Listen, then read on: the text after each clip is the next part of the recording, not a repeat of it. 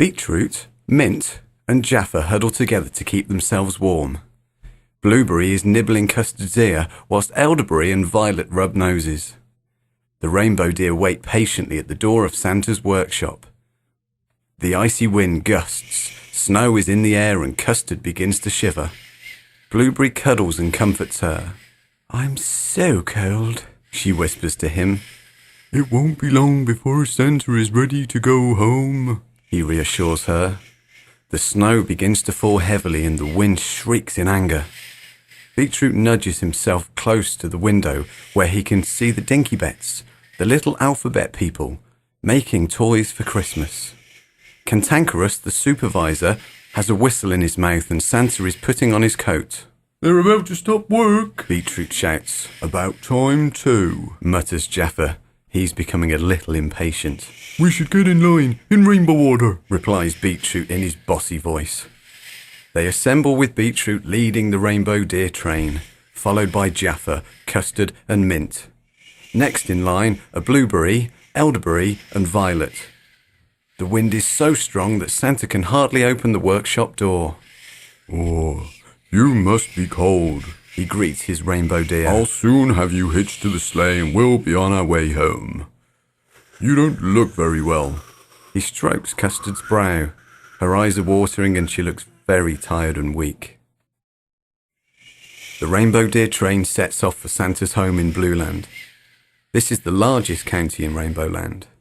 The journey normally takes 1 hour, but in these severe weather conditions and Custard being out of sorts, it could take twice as long. They approach the old pine bridge that is on the county line between Greenland and Blueland. It's a very welcome sight. It's only a 10-minute journey to Santa's home. "I can see the purple oak," shouts Beetroot in a happy but exhausted voice. "That's good," thinks Blueberry, concerned about Custard. The train turns left at the purple oak and into Santa's drive. It slows down as it draws near the stable yard. "Whoa," instructs Santa as he climbs down from the sleigh and unhitches the train. He quickly opens the stable door, turns on the light and leads them into the warmth. Beetroot, Mint and Jaffa, the young stags, take their places at the far end. Blueberry and Custard lay down together whilst Elderberry and Violet, the elder rainbow deer, snuggle up to each other. "I'm really hungry," moans Jaffa. "Be patient," Elderberry tells him. "But I'm starving and I want my supper now."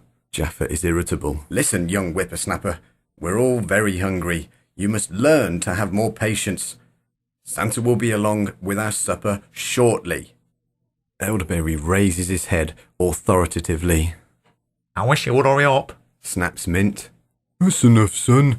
We've had a very tiring journey, so please be quiet, if only for your mother's sake.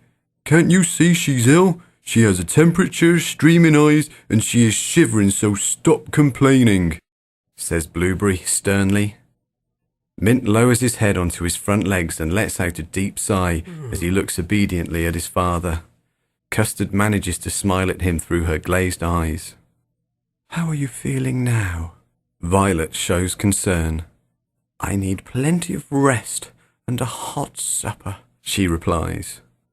"I've got the very thing." In walks Santa carrying a large old iron cooking pot. The aroma of hot vegetable broth fills the stable. Beetroot's nose twitches. Mint and Jaffa lick their lips in anticipation. Santa ladles the steaming broth into large wooden bowls and passes them to his colourful friends. "You all deserve a hearty meal, and there's plenty left in the pot if you're still hungry." Santa pours himself a bowlful and then sits on a 3-legged stool beside Custard. Mint and Jaffa slurp enthusiastically.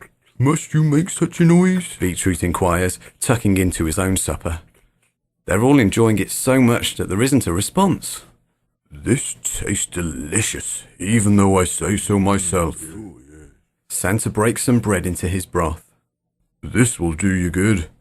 He places his spoon in his bowl and strokes Custard's neck. "Help me," shouts Mint in a muted voice. The rainbow deer turn their heads towards him and the sound of slurping broth turns into laughter. He is shaking his head vigorously, trying to dislodge the bowl from his nose. "How did you manage to do that?" Violet inquires lightheartedly. I was so hungry I pushed the bowl right onto my nose. He replies. And now it's stuck. Violet smiles. He answers. Well, I'm afraid to say that you'll just have to stay like that. I've never heard of anyone removing a bowl from the nose of a rainbow deer before.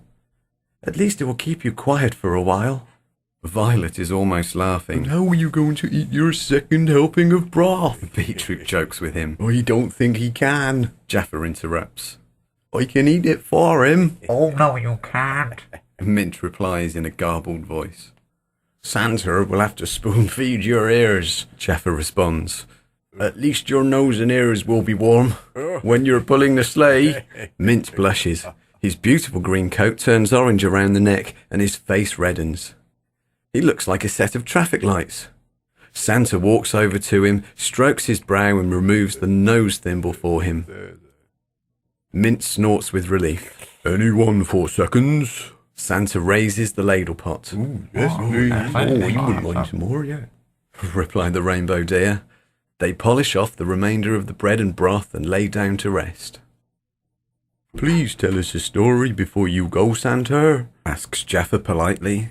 I can't sleep without a story. It's very late, Santa replies. Oh, please, will you? Please. Mint and Beetroot plead with him. Which story would you like to hear? Santa yawns. A funny one, says Beetroot. The one about the set of traffic lights who gets his nose stuck in a bowl of broth, says Jaffa. Mint takes the joke well and even manages to laugh at his own misfortune. I can tell you the story about me when I got stuck up a chimney. Santa smiles. Yes, please. Reply Beetroot, Mint and Jaffa. Before he can even finish the story, they have all fallen asleep. It has been a wearisome day for everyone. He tiptoes out of the stable and quietly closes the door. The next morning, Santa feeds them with hot porridge and milk, then leads them into the stable yard. Their colours are dazzling in the morning light. How are you today, Custard? Santa smiles at her. I feel on top of the world, she replies, skipping around the yard. You're looking a lot better, Mum.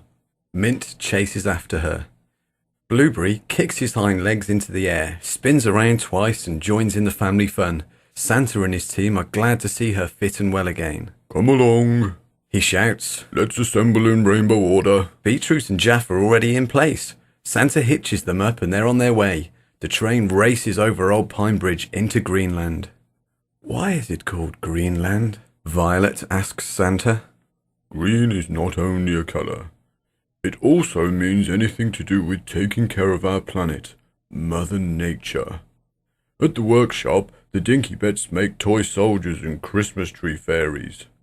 They make them from things that people throw away, so it's called Greenland because we're helping to look after our planet. Santa replies. So why is Orange Land called Orange Land? Jaffa inquires. Is orange something else other than a colour? Questions, Santa replies. It is called Orange Land because here in Rainbow Land there are 7 counties, and they are named after the 7 colours of the rainbow. Why am I green? Mint chips in. Is it because I'm made from things that people throw away? Oh, Mint, that isn't the reason why you're green, Santa replies. Why am I then? He persists. You are green because your mother, Custard, is yellow, and your father, Blueberry, is, well, blue. When yellow and blue are mixed together, they create green, Santa explains. Do you understand? I think so. Mint looks puzzled. Blueberry and Custard smile. No more questions, as this conversation has taken up too much time. Santa is slightly concerned. Let's accelerate to top speed and hopefully we'll arrive at the workshop on time. The Rainbow Express gathers speed as it winds its way across the crisp white snow.